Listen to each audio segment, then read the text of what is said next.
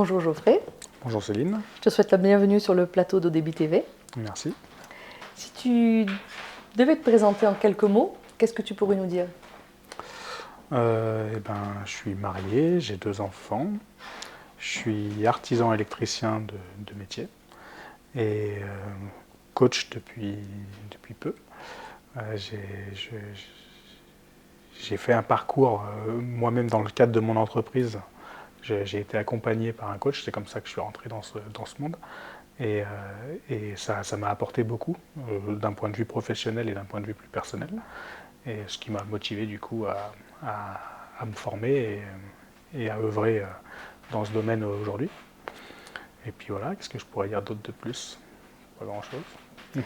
Qu'est-ce qui t'a le plus transformé ces dernières années? Cette dernière année peut-être, sans parler de... Ouais. Euh, Ce qui m'a le plus transformé, euh, je dirais bon, déjà la découverte de moi, de mon mécanisme, de comprendre euh, que j'avais des peurs que je ne voyais pas, enfin que je faisais en sorte de ne pas voir surtout. Et, euh, et donc du coup, le fait de prendre conscience de tout ça m'a permis de modifier pas mal de mes comportements. Et je pense principalement à certains excès de colère que je pouvais avoir. Et aujourd'hui, enfin, en tout cas dans ma vie personnelle, ça a beaucoup changé ma relation avec mes enfants, voilà, professionnellement, ma relation avec les clients. On va dire sur tout ce qui est communication, ça m'a énormément apporté. Très bien. Et dans ton enfance, tu parles d'un père comme d'un homme fort et de ta mère plutôt comme une femme sensible. Comment tu t'es construit toi entre ces deux pôles? Euh, En fait, ouais, mon père, donc une stature, Mhm. quelqu'un d'assez taiseux, qui parlait pas trop de ses émotions.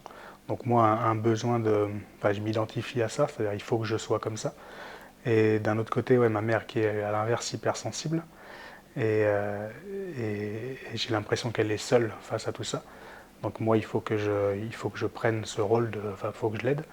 Mais là, du coup, c'est compliqué quand on est face à énormément d'émotions et que nous-mêmes, on n'a pas le droit finalement de les exprimer. Euh, ouais, donc dans mon enfance, c'était assez compliqué ça. Et comment ça t'a... euh, euh, est-ce que d'avoir vécu ces moments-là, est-ce que ça t'a permis de mettre en avant certaines de tes capacités? Euh, En tout cas, oui, ça m'a permis de développer une capacité je pense, à comprendre ce qui se joue chez les autres. Mhm. Peut-être une hyper-empathie ou quelque chose comme ça.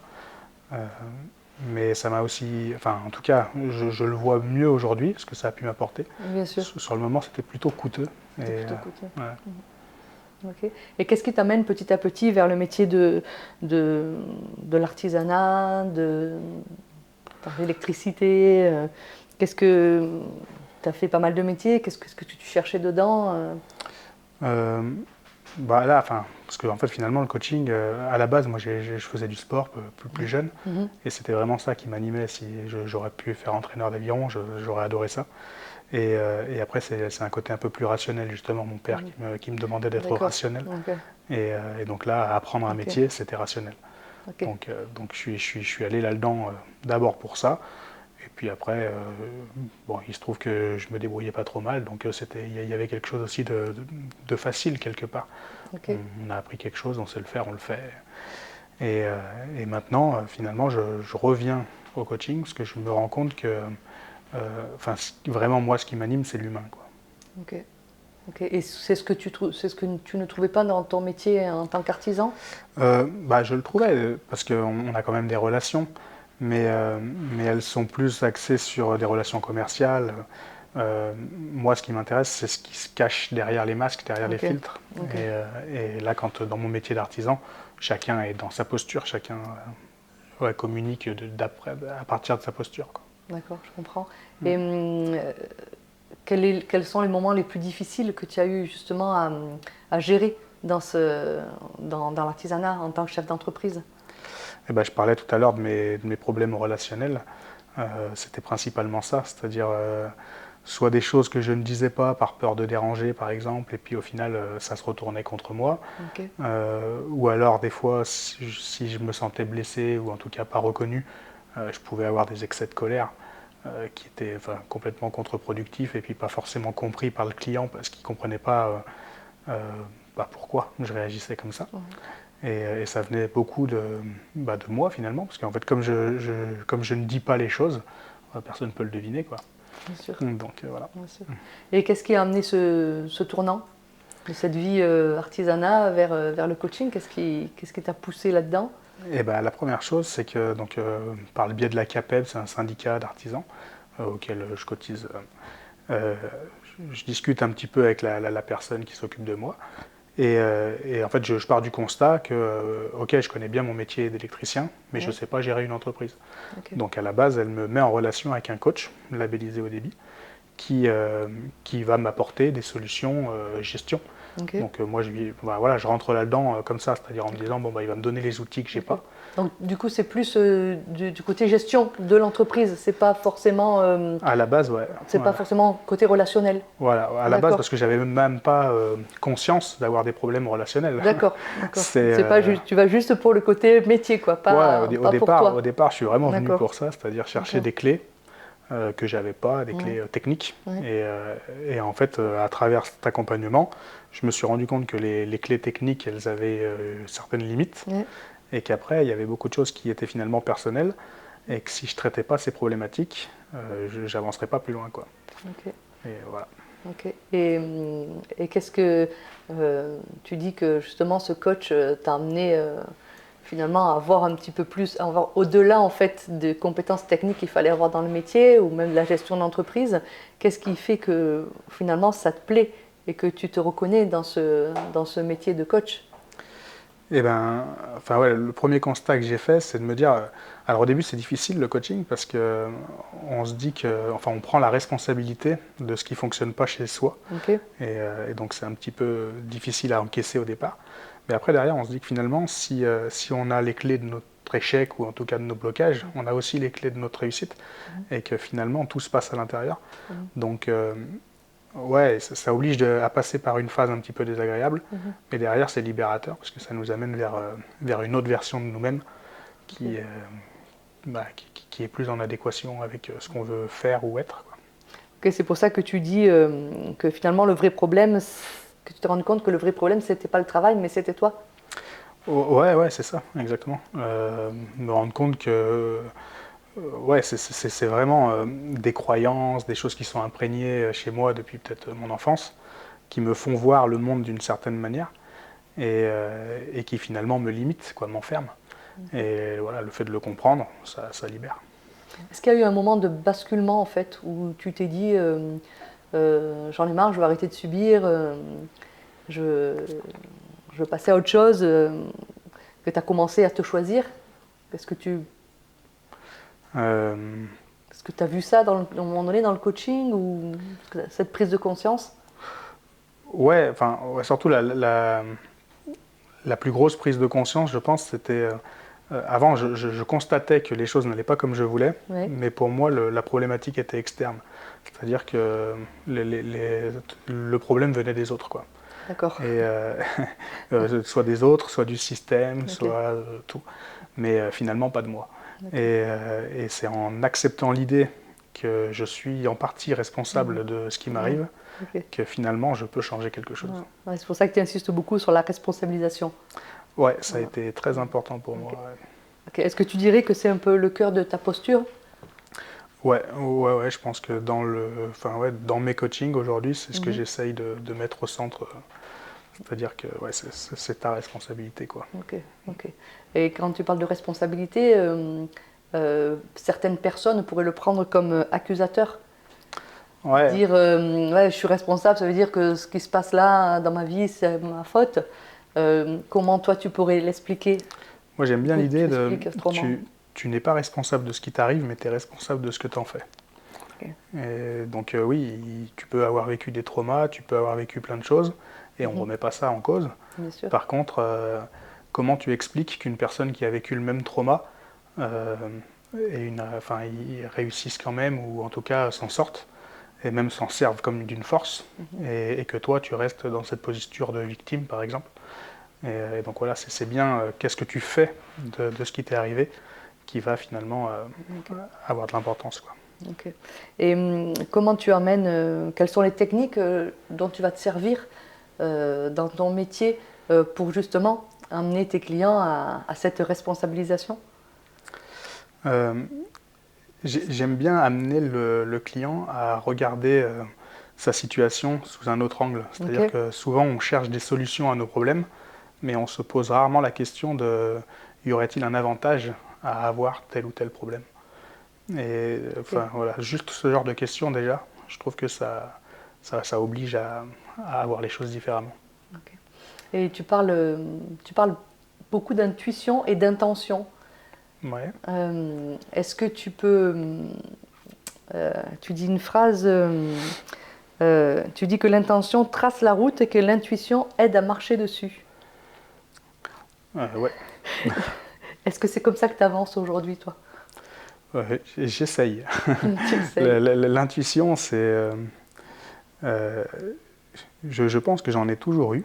finalement. Mais mon mécanisme m'amène à être prudent, donc à Ok. pas forcément l'écouter. Mais là, de plus en plus, j'essaye de lâcher un peu prise et de me Ok. laisser guider. Ok. Et c'est quoi pour toi une vraie transformation? Une vraie transformation. Euh,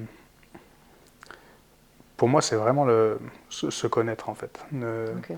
Ne plus enfin, euh, on parle de responsabilité. Mhm. Mhm. Avoir justement cette responsabilité de dire je sais, je sais ce qui se joue chez moi et je décide maintenant de ce que je veux en faire. Est-ce que Ok. je décide de rester dans mon mécanisme ou est-ce que je décide d'en sortir? Ok. Et, et je suppose que tu emmènes justement tes clients à aller vers ça, comment sortir de son mécanisme.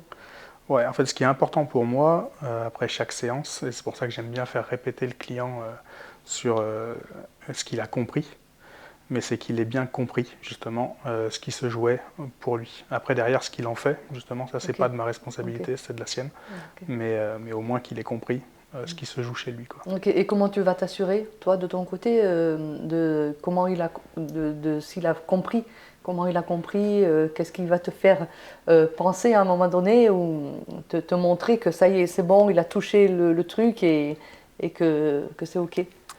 Bon, bah, déjà, je demande un retour, forcément. Ok. Et après, j'aime bien proposer une action à mettre en œuvre ou quelque chose qui aille dans ce sens. Et en principe, ça me permet de voir si l'action qui est proposée est bien en adéquation avec ce qui a été vu pendant le coaching, quoi. Ok. Et aujourd'hui, comment donc tu pars de, t'as aimé dans le sport, après l'artisanat et maintenant le coaching. Comment tu allies en fait maintenant l'artisanat, le coaching? Comment tu te visualises et qu'est-ce que tu peux apporter toi aujourd'hui ou qu'est-ce que tu comptes apporter toi aujourd'hui à l'artisanat? Parce que c'est quand même un métier où on entend pas mal parler que les artisans ont des difficultés euh, à tout gérer, leur vie pro, ils font des heures pas possibles, la vie perso, souvent ils se perdent dans leur métier. Qu'est-ce que toi tu peux apporter aujourd'hui? Euh, je pense que ce que je peux apporter, c'est que, enfin, moi, je suis vraiment issu de ce milieu. Je pense être très imprégné, en tout cas par mon éducation, de toutes les croyances qui peuvent exister dans ce milieu.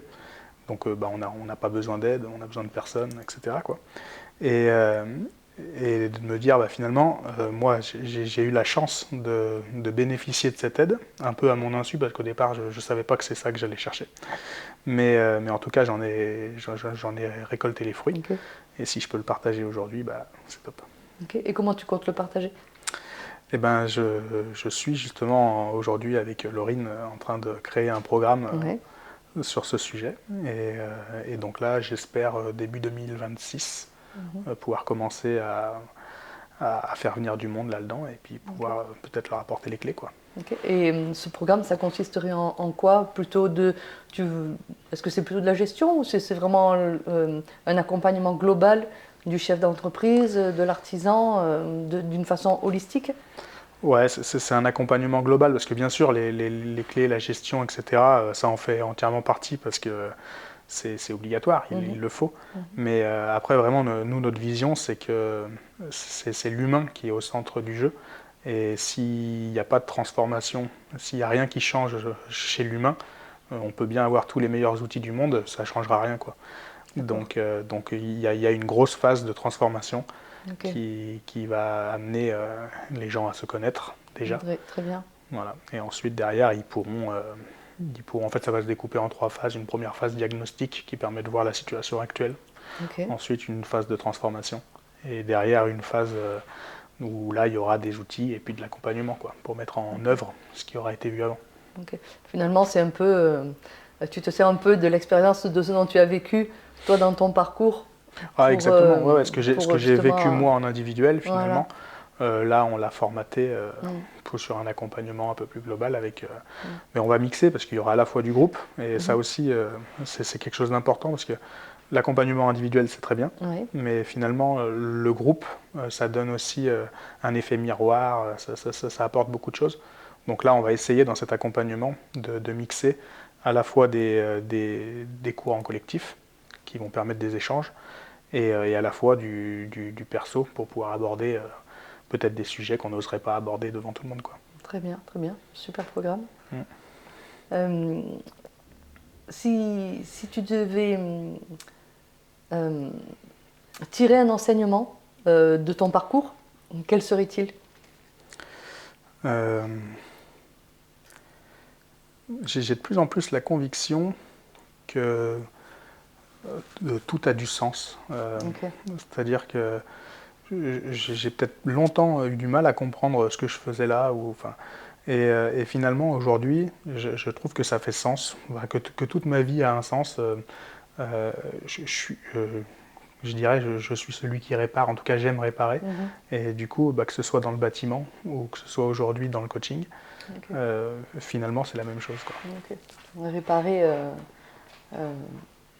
un peu l'âme et réparer le mur. Les bâtiments, ouais, et en fait il y a quelque chose d'assez similaire, quoi, finalement.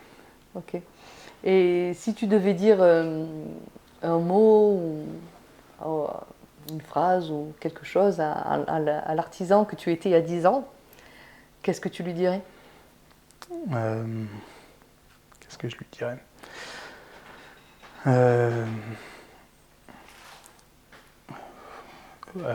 Fais-toi aider ou demande de l'aide ou en tout cas ne reste pas seul, quoi. Ne reste pas seul. Parce que rester seul, pour un artisan, c'est compliqué.